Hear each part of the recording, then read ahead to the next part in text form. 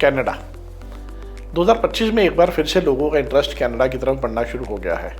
आपको याद होगा 2014 से लेकर 2023 तक मैक्सिमम बच्चा कनाडा ही पढ़ने के लिए गया। 2023 दिसंबर में कुछ रूल्स चेंज हुए, उन्होंने कैपिंग कर दी। 2024 आते आते जीआईसी का रेट डबल कर दिया, 10,200 से सीधा 20,635 कर दिया।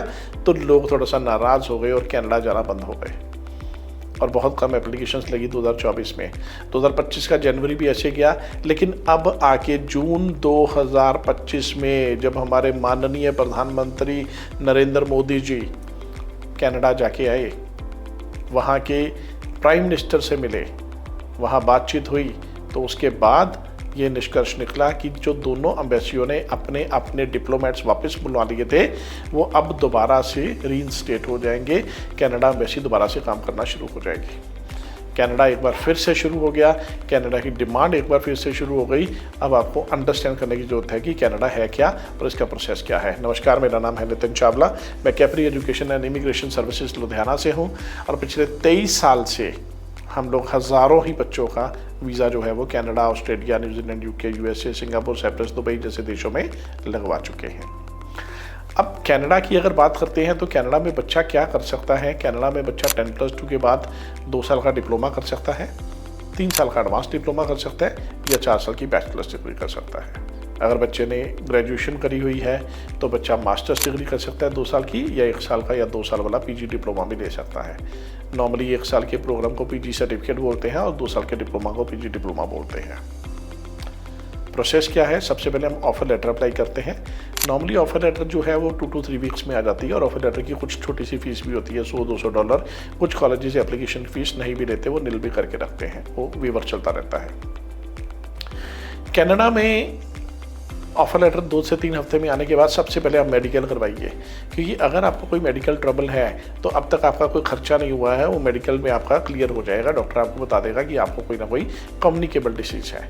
मेडिकल कनाडा से अप्रूव्ड जो डॉक्टर्स होते हैं वहाँ से करवाना होता है। इनकी लिस्ट आपको गूगल के ऊपर मिल जाती है, panel of physician for Canada in India. अगर आप ये लिस्ट देखेंगे तो आपको ईजिली लिस्ट मिल जाएगी, जिसमें आप डॉक्टर के पास जाके मेडिकल जो है वो करवा सकते हैं। मेडिकल करवाने के लिए आपके पास सिर्फ ऑफर लेटर चाहिए और पासपोर्ट चाहिए। ऑफर लेटर अगर हमारे पास है तो ऑफर लेटर आने के बाद हम लोग मेडिकल करवाते हैं और उसके बाद फिर हम लोग 1 साल की फ़ीस जो है वो कॉलेज को डिपॉजिट करवाते हैं। फ़ीस नॉर्मली 18 से $20,000 होती है। इंडियन रुपीज़ की बात करें तो 11 से 12 लाख रुपया। इसके बाद हमें एक जीआईसी अकाउंट खुलवाना पड़ता है, गारंटेड इन्वेस्टमेंट सर्टिफिकेट। हालांकि ये ऑप्शनल है आजकल, अब ये मैंडेटरी नहीं रह गया, क्योंकि जब एसडीएस का वीज़ा कैटेगरी का ज़माना था तब ये मैंडेटरी था। आजकल जनरल वीज़ा कैटेगरी है तो इसमें ये मैंडेटरी नहीं है, लेकिन फिर भी एडवाइजेबल है कि आप जीआईसी अकाउंट खुलवा लीजिए। इसमें आपको $20,635 जो है वो ट्रांसफ़र करने पड़ते हैं, लगभग 13 लाख रुपया। ये पैसा आपको 12 इक्वल इंस्टॉलमेंट में कनाडा जाके वापस मिल जाता है। बैंक आप ICICI, SBI, bank of Montreal, Scotia bank, कोई भी बैंक चूज़ कर सकते हैं। लिस्ट में 13 से 14 बैंक्स हैं। इसके बाद आपकी फ़ाइल चली जाती है एम्बेसी में। एम्बेसी में जो फाइल लॉन्च होती है तो $235 आपकी एम्बेसी की फ़ीस लगती है, $235। और उसके बाद फिर आपके बायोमेट्रिक्स होते हैं और बायोमेट्रिक होने के 2 वीक्स के अंदर अंदर आपका डिसीजन जो है वो आ जाता है। अब once again visa success rate बहुत अच्छा हो गया है। किसी टाइम पे वीज़ा सक्सेस रेट 100% था, 2024 में ये वीज़ा सक्सेस रेट कम हुआ, अब आके दोबारा से वीज़ा सक्सेस रेट बढ़ना शुरू हो गया है। लोगों के पॉजिटिवली जो है वो वीज़ा आने शुरू हो गए हैं। अब बात करते हैं खास कि कोर्स कौन सा चूज़ करें। 10+2 के बाद आप क्या करें या ग्रेजुएशन के बाद क्या करें। इसके लिए हालांकि हम लोग डिटेल में अलग अलग क्वालिफिकेशन के लिए वीज़ाज़ जो है वीडियोस बना रहे हैं। इसमें आपको पता लगेगा कि 10+2 आर्ट्स के बाद क्या करें, कॉमर्स के बाद क्या करें, मेडिकल के बाद क्या करें, नॉन मेडिकल के बाद क्या करें, सुपर मेडिकल के बाद क्या करें, या BA के बाद, BCom के बाद, BBA के बाद, इन सब क्वालिफिकेशंस के बाद क्या करें।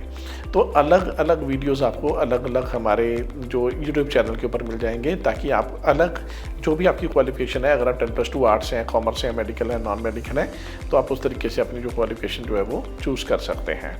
हालांकि खास चीज़ों का ध्यान ये रखिए कि आपके 60% मिनिमम मार्क्स होने चाहिए और IELTS में आपके 6 बैंड ओवरऑल होने चाहिए। अब बेसिक की रिक्वायरमेंट 6 ओवरऑल है आप पीटी का एग्ज़ाम भी दे सकते हैं, 60 ओवरऑल है, या आप टॉफल का एग्ज़ाम भी दे सकते हैं, 83 ओवरऑल है। हालांकि आइल्स जो है ये ज़्यादा इसकी वैल्यू गिनी जाती है बाकी सारे देशों में भी as compare to any other test, तो आइल्स की थोड़ी सी ज़्यादा वेटेज है।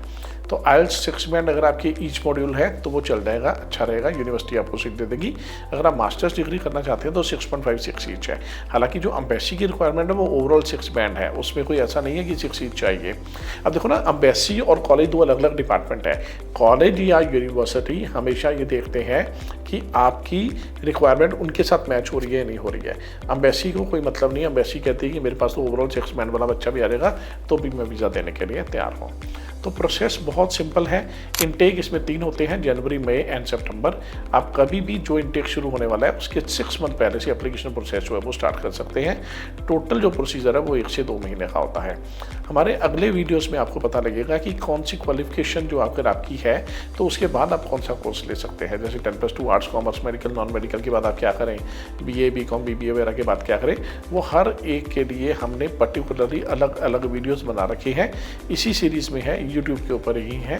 तो 2025 में वंस अगेन कनाडा आपका स्वागत कर रहा है, खुले दिल से स्वागत कर रहा है। और वहाँ पर जब आप जाते हैं तो आपको पोस्ट स्टडी वर्क परमिट भी मिलता है। ध्यान रखिए, अगर आप 2 साल की स्टडी करते हैं तो आपको 3 साल का पोस्ट स्टडी वर्क परमिट मिलता है। अगर आप 1 साल का PG डिप्लोमा करते हैं तो आपको 1 ही साल का पोस्ट स्टडी वर्क परमिट मिलता है।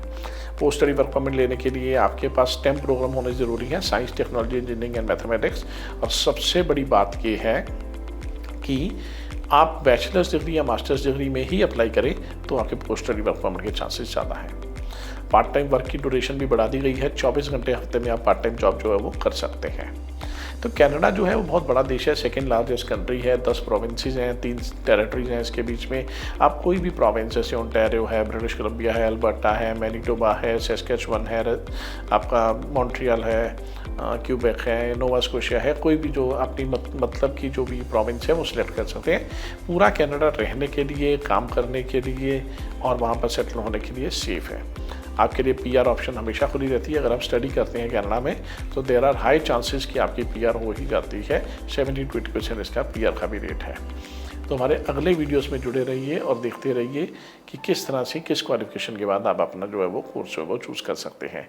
Capri education and immigration services पिछले 23 साल से इंडस्ट्री में सर्व कर रहा है और हम लोग हज़ारों ही स्टूडेंट का जो है वो वीज़ा लगवा चुके हैं कनाडा में, ऑस्ट्रेलिया में, न्यूजीलैंड में, UK में, USA में, सिंगापुर में, साइप्रस में, दुबई में, जर्मनी में, रशिया में। ये 10 कंट्रीज हम लोग जनरली डील करते हैं। अगर आप वीज़ा अप्लाई करना चाहते हैं तो लुधियाना में हमारा ऑफिस है, पासपोर्ट ऑफिस के बिल्कुल सामने। 9876585858 नंबर है जो स्क्रीन के ऊपर आ रहा है। इस नंबर पे कॉल करके आप हमारी टीम से संपर्क कर सकते हैं या मेरे से मिल सकते हैं। मेरा नाम है नितिन चावला और आप मुझसे मिलके आप अपनी काउंसलिंग करवा सकते हैं। काउंसलिंग फ्री ऑफ कॉस्ट होती है। आप किसी भी कंट्री का अगर वीज़ा अप्लाई करना चाहते हैं तो यू आर मोस्ट वेलकम। बहुत बहुत धन्यवाद, थैंक यू वेरी मच हमारे साथ जुड़े रहने के लिए और पूरा वीडियो वॉच करने के लिए। भूलिएगा नहीं, इस चैनल को सब्सक्राइब करें ज़रूर, लाइक करें, कमेंट जरूर करें। बहुत बहुत धन्यवाद, थैंक यू वेरी मच।